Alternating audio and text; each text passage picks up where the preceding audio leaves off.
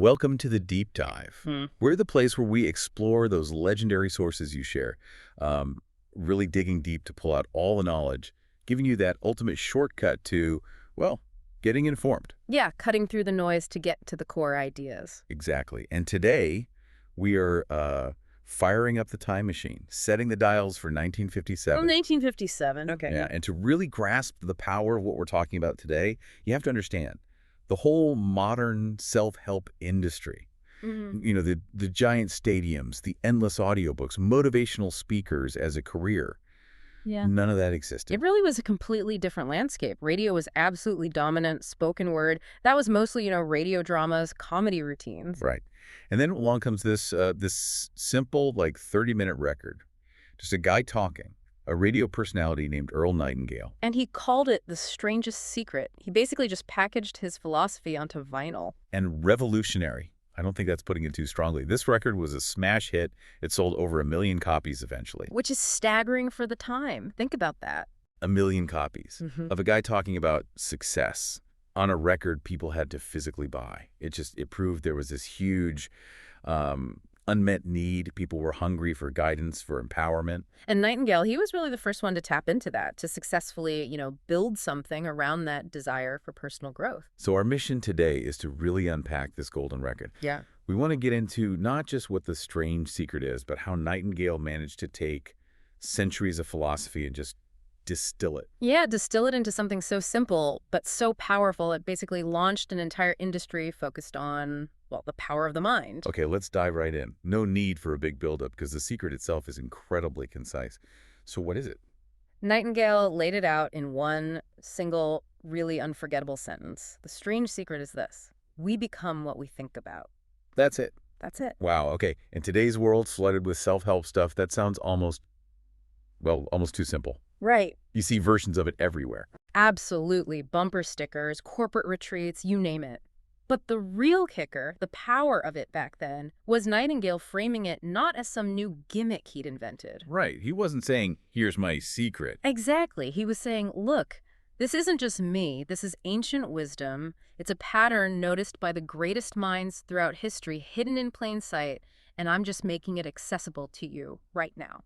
So he positioned himself as more of a curator, pulling together these threads. Precisely. He was showing that this wasn't some flimsy pop psychology idea. It had deep roots. He was basically saying the sources confirm this stretches back for ages. #2. Distilling historical and philosophical consensus. And you really see that consensus, that golden thread, as you called it, when you look at who he cited. He went straight for the heavy hitters to prove his point. Ancient authority right off the bat. Oh, yeah.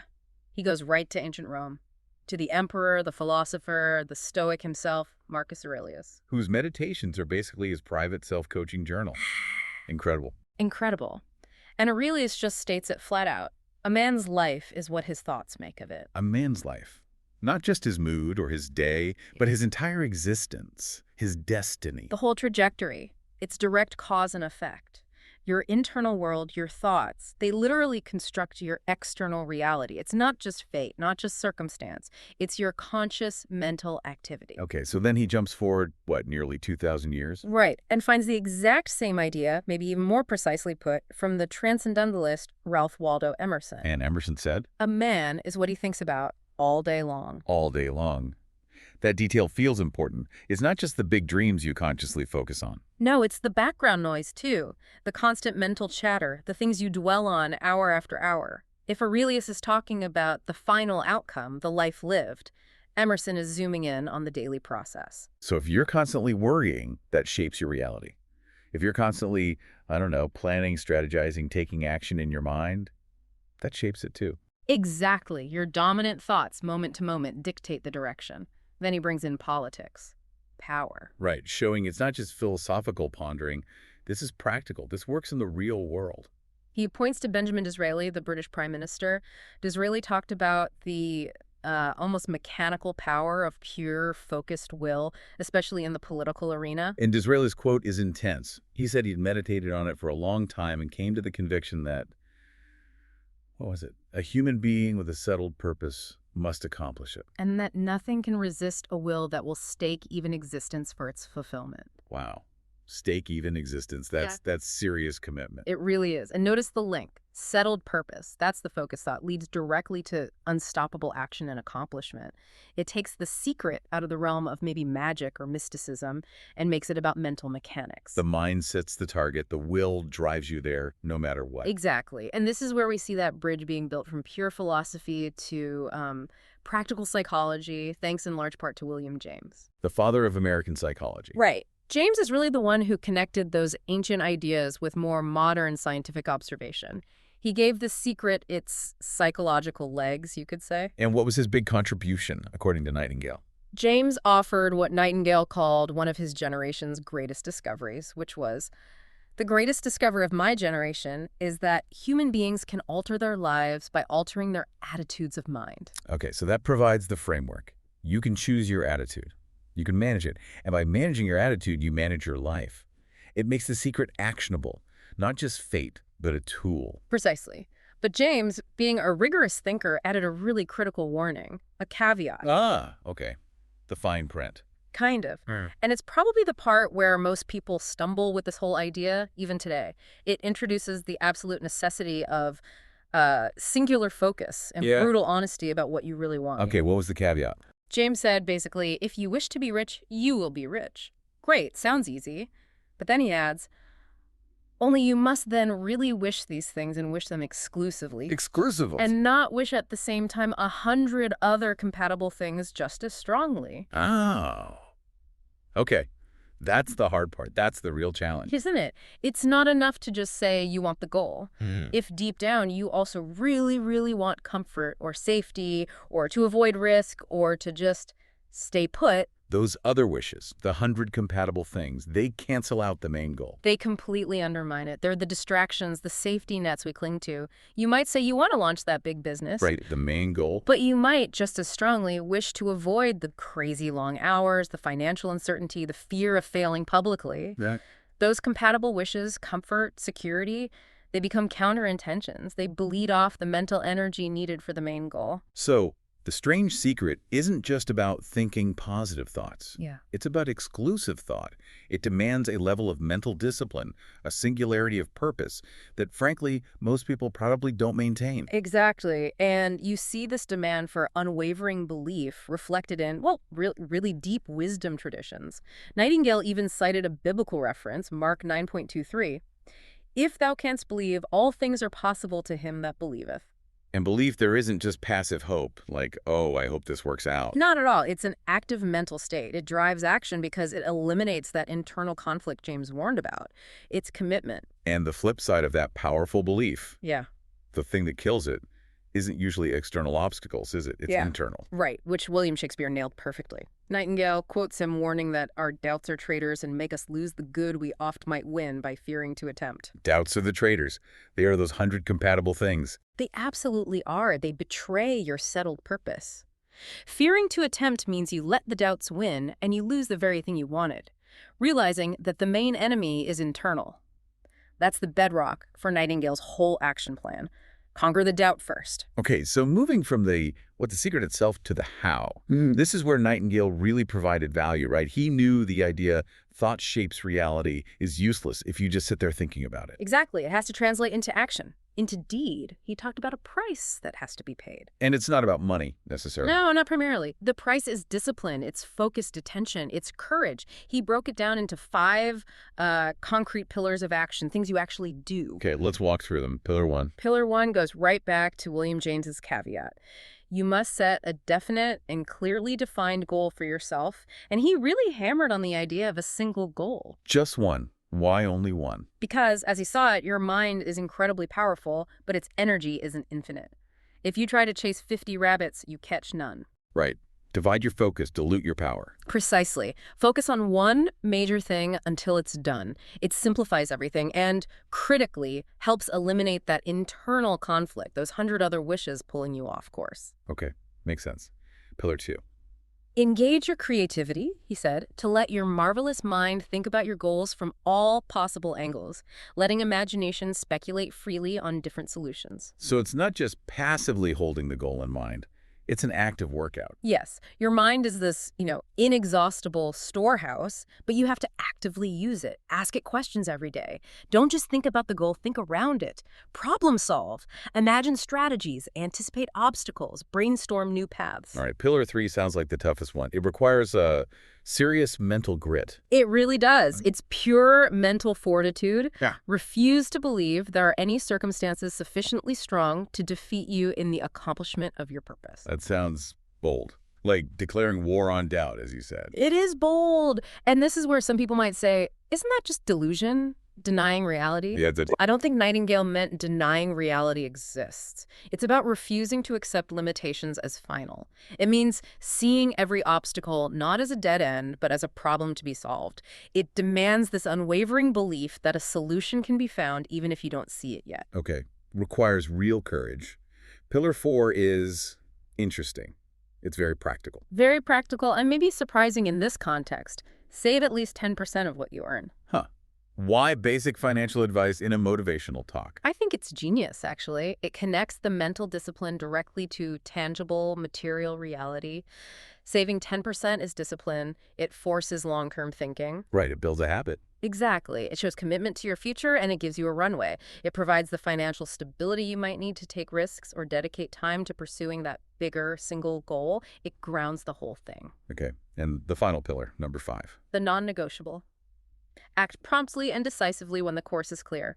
Ideas without action are worthless. So all the thinking, the planning, the saving, it's all prelude to execution. Absolutely. If you've done the mental homework, defined the goal, explored solutions, built up your determination, then when you see the path, you have to move. Now, hesitation lets the doubts creep back in. Got it.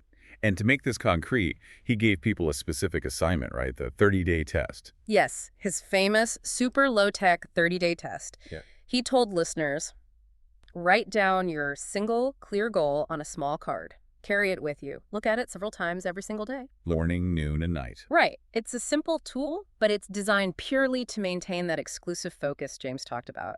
Constantly reminding your subconscious, this is the priority. It acts like a mental filter, helping to prune away all those other distracting wishes. And this ties into another powerful idea he brought in, the idea that the opportunity isn't out there somewhere, but right where you are. The acre of diamonds principle. Yes, from Russell Conwell's famous lecture, Nightingale urged his listeners, keep constantly aware of the fact that you are, at this moment, standing in the middle of your own acre of diamonds. It's such a potent parable. It really speaks to focusing on your immediate resources, your current situation. It does, and it highlights the mistake of always looking elsewhere for the solution or the opportunity. Let's quickly recap that story because it perfectly illustrates that mistake. Okay, so the story is about Ali Hafed, a Persian farmer, content, wealthy, living comfortably near the Indus River, until someone plants an idea in his head. Right. A traveling priest tells him about diamonds, how vast fortunes, entire empires were built on finding them. Tells him if he just had a handful of diamonds, he could buy a whole country. And that thought just takes over. Completely consumes him. He can't think about anything else. So he sells his perfectly good, fertile farm, takes the money, leaves his family, and sets off wandering the world searching for diamond mines. For years, right? Across continents. Years across Asia, Yeah. Europe. Spends all his money, ends up broke, destitute, completely disillusioned, and tragically drowns himself in despair in Spain. This is such a sad end. But the punchline, Yeah. the twist. The devastating twist. The man who bought Ali Hafed's farm, the land he sold to go searching. One day, this new owner is leading his camel across a stream on the property, sees a flash of light in the water, reaches down, picks up this dull-looking black rock. Which turns out to be a massive, incredible diamond. That stream, that farm, it turned out to be the site of the legendary Golconda diamond mines, one of the richest discoveries ever. The wealth Ali Hafed spent his life searching for was literally under his feet the whole time. Wow. And Conwell had a modern example too, didn't he? Yeah, about a Pennsylvania farmer who sold his land to go look for oil work out west or in Canada, convinced that's where the money was. And meanwhile, the land he sold in Pennsylvania becomes the site of a massive oil discovery, kicking off the whole oil boom there. So the genius of Nightingale using this, it's not just about literal diamonds or oil. No, not at all. It's a metaphor. The acre of diamonds is your own mind, your own current circumstances, your skills, your immediate opportunities. The potential is right here, where you are now. You don't need to chase some far-off fantasy. Focus your thought, your effort, on cultivating the ground you're already standing on. And what's really striking is how well Nightingale's core ideas from 57 hold up against concepts developed much later in psychology and, effectiveness research. Yeah, the focus on clarity, on imagination. Yeah. It feels like the foundation for so much modern thinking on productivity. Absolutely. Take his insistence on a single, definite goal. Decades later, you see Stephen Covey talking about the importance of a personal mission statement. Right, in Seven Habits. Yeah. And Covey's idea is interesting. He suggests we often detect our mission more than we invent it, which underlines that need for self-awareness before you start applying Nightingale's plan. You need to know what your core purpose actually is. So that detection process helps filter out those 100 other compatible things James warned about. Exactly. If you've truly detected your mission, it creates its own filter. It aligns with Viktor Frankl's logotherapy, too, the idea that our primary drive is a search for meaning. Find the meaning, the goal becomes definite, and it naturally resists distraction. And it also resonates with Simon Sinek's start with why, doesn't it? Perfectly. Sinek points out that money, achievement, success, those are always results. They're never the why, never the starting point. Nightingale put purpose, focused thought first. The success follows from that. It's a consequence, not the primary target. Which also links to preparedness. I remember that quote from Les Brown's mentor, Whitney Young Jr. Oh, yeah, the one about opportunity. It is better to be prepared for an opportunity and not have one than to have an opportunity and not be prepared. That's it. That preparation is the daily work Nightingale prescribed, reviewing the goal card, thinking through angles. That's what lets you act decisively when the opportunity finally shows up. You can't seize it if you haven't been mentally ready. Right. And taking this internal control idea even further, you can connect Nightingale's secret to more physical mental control techniques, like the stuff Tony Robbins talks about. You mean harnessing your inner state, controlling your neurophysiology. Exactly that. Robbins breaks down how our performance, our success or failure in any given moment is massively influenced by our state. Are we resourceful, confident, focused? Or are we defeated, anxious, scattered? And that state comes from? Two main things, according to Robbins. Our internal representations, basically, how we picture things, the stories we tell ourselves, and our physiology, posture, breathing, muscle tension, that kind of thing. Okay, so that directly supports Nightingale's core idea. Yeah. Thought dictates action, but with a physical link. If you're constantly thinking negative thoughts, That's your internal representation. your body reacts, you slump, your breathing gets shallow, That's the physiology. and it just reinforces the negative state. It's a feedback loop. It is. But the crucial insight, the actionable part, is that we can consciously interrupt that loop.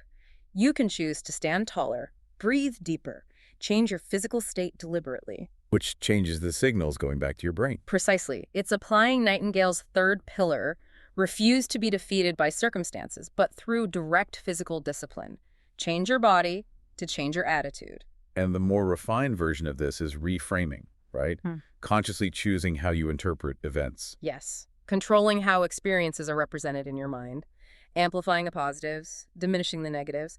It's basically Nightingale's secret turned into a specific cognitive technique. Can you give an example? Sure. Let's say you have a business setback. Big potential client says no, project fails. The immediate reactive thought might be, this is terrible, I'm failing, this whole thing is doomed. That's the negative internal representation triggers the defeated state. Right. But applying the secret, or reframing, means you consciously choose a different interpretation. Maybe. Okay, that no is valuable data.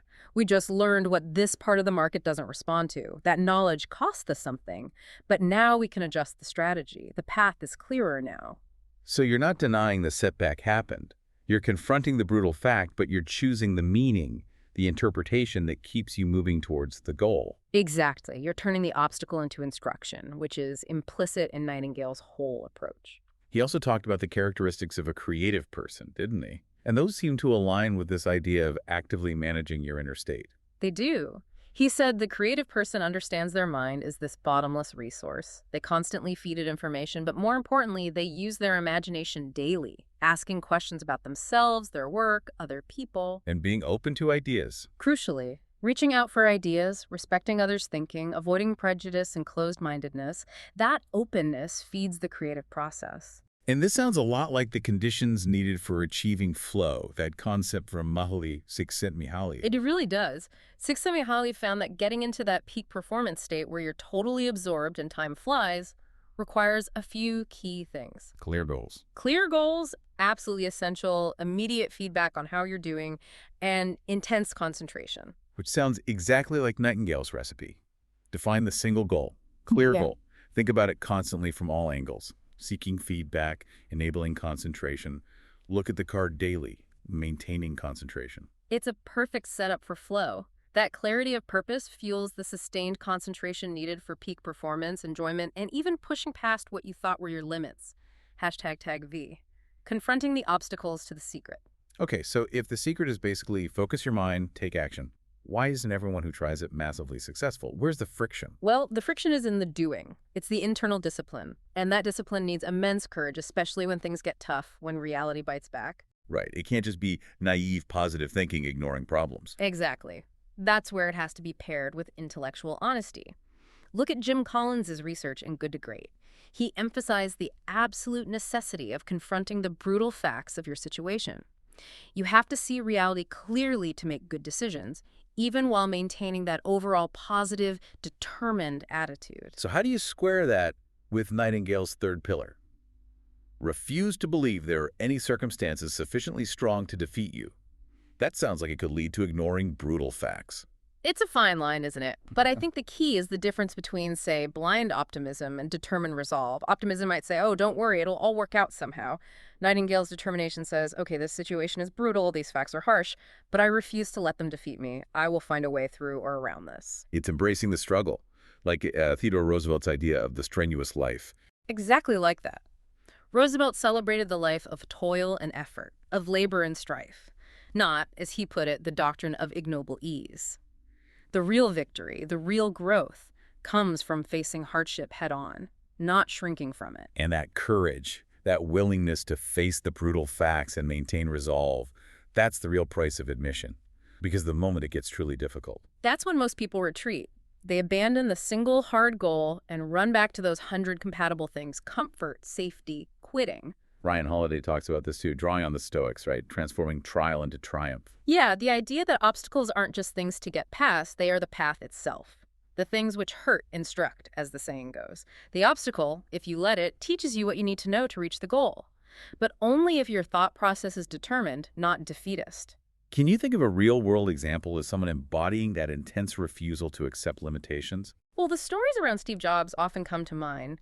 He famously had this view that much of life technology rules. It was all malleable. He had this incredibly aggressive belief in what was possible. Almost bending reality to his will. Almost. There's that famous story about the development of the first Macintosh mouse. Jobs wanted it to feel incredibly intuitive, smooth, effortless. Okay.